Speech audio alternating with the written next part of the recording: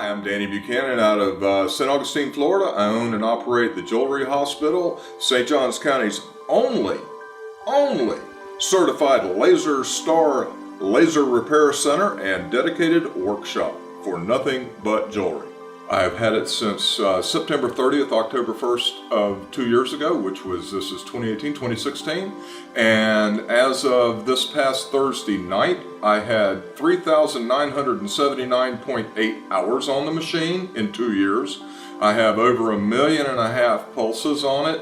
The Advanced Users Workshop is something that I've wanted to do since I purchased my laser welder 2 years ago. Actually, today is its second birthday.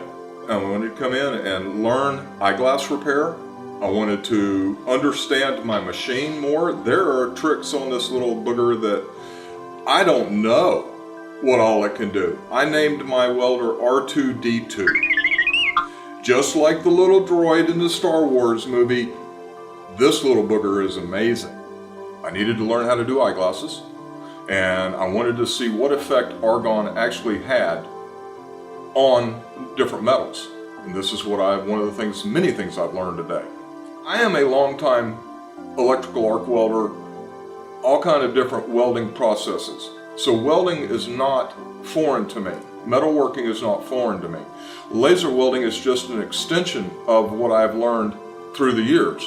What Giles was able to explain to me and show me today will up my game. It will allow me to do things even more with my laser than I wasn't able to do before. When I get back to my shop this afternoon, I am a member of Jewelers Helping Jewelers on Facebook. I will recommend to 15,000 people today how much I've enjoyed this experience, how much I've enjoyed this class. If you've got a LaserStar welder, you need to know what its potential, and you cannot unlock its potential. I've discovered that today. You cannot unlock the potential of your welder if you don't know everything it will do. And once you do, it's already a money-making machine. Now it's a money-making machine times 2.